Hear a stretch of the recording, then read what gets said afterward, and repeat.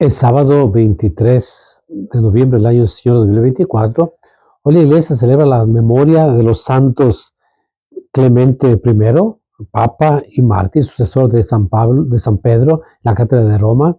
Hay una grande iglesia bellísima ahí en Roma, la iglesia de San Clemente.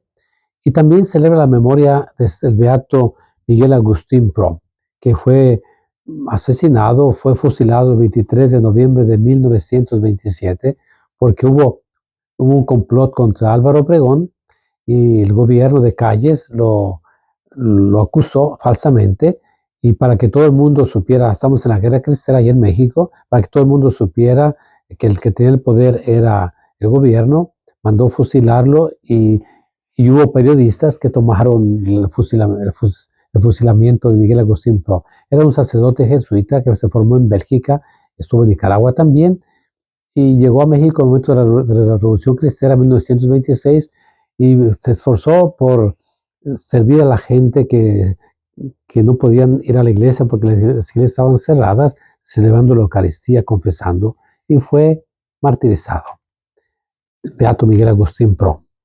El Evangelio de hoy está tomado de San Lucas, capítulo 20, versículo del 27 al 40. En aquel tiempo se acercaron a Jesús algunos saduceos. Como los saduceos niegan la resurrección de los muertos, le preguntaron: Maestro, Moisés nos dejó escrito que si alguno tiene un hermano casado que muere sin haber tenido hijos, se case con la viuda para dar descendencia a su hermano. Una vez 7 hermanos, el mayor de los cuales se casó y murió sin dejar hijos. El segundo, el tercero y los demás, hasta el séptimo, tomaron por esposa a la viuda, y todos murieron sin dejar sucesión. Por fin también murió la viuda. Ahora bien, cuando llegue la resurrección, ¿de cuál de ellos será esposa la mujer? Pues los 7 estuvieron casados con ella. Jesús les dijo: en esta vida, hombres y mujeres se casan, pero en la vida futura, los que sean juzgados dignos de ella y de la resurrección de los muertos, no se casarán ni podrán ya morir, porque serán como los ángeles e hijos de Dios, pues Él los habrá resucitado. Y que los muertos resucitan, el mismo Moisés lo indica en el episodio de la zarza, cuando llamó al Señor Dios de Abraham, Dios de Isaac, Dios de Jacob. Porque Dios no es Dios de muertos, sino de vivos, pues para Él todos viven. Entonces unos escribas le dijeron: Maestro, has hablado bien. Y a partir de ese momento ya no se atrevieron a preguntarle nada. Palabra del Señor.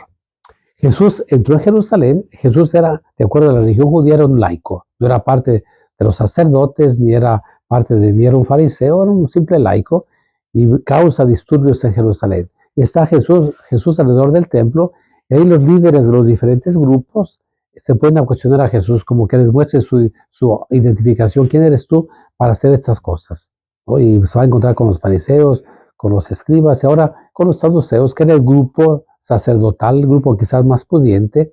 Ellos no creían en la resurrección de los muertos, porque esta idea había llegado unos 200 años antes de Cristo. Era una idea novedosa, porque todos pensaban que con la muerte se terminaba todo, ¿no? Y por eso aquí en la vida era que Dios premiaba o castigaba. La idea de la resurrección es una novedad, y para nosotros los cristianos es fundamental. La primera carta a los Corintios, capítulo 15, dice: si los muertos no resucitan, Jesús no resucitó. Y por eso en este argumento es qué es lo que piensa Jesús sobre la resurrección, ¿no? Al final de cuentas. Y pone un ejemplo, ¿no?, de esta mujer que se casa con 7 hermanos. Se llamaba la ley del levirato. Es decir, un hombre vivía en su hijo, por eso todos los hombres tienen que tener un hijo, y de hecho, si el esposo moría sin tener hijos, su hermano tenía que casarse con su cuñada, la esposa de su hermano difunto, y el primer hijo legalmente será hijo del muerto, para darle vida, para darle continuidad. Por eso le ponen ese ejemplo a Jesús: 7 hermanos y una mujer. ¿De quién va a ser esposa si existe la resurrección de los muertos? Porque pensarían, un poquito para burlarse de Jesús, que la vida después de la muerte será como la vida aquí, la vida que vivimos nosotros. Ahora, Jesús dice: el matrimonio es relativo, el matrimonio es en esta vida, no, al final de cuentas. Aquí, mientras vivimos, es relativo. El único absoluto y para siempre es Dios. Es Dios al final de cuentas. Ahora, lo dice que en la resurrección de los muertos ya no habrá esposos y esposas, porque Dios es el Dios de los vivientes. Dios, la palabra Yahvé, el nombre de Dios en el Antiguo Testamento, que es el viviente, aquel que da la vida, aquel que nos da la vida a cada uno de nosotros. Por eso nosotros vivimos en él existimos, nos movemos y somos. Confía en el Señor. Que Dios te bendiga, te muestre su rostro, te dé su paz. Comparte este video con todos sus contactos desde la parroquia de San Hermano de Houston y la parroquia de San Lucas en Irving, Texas.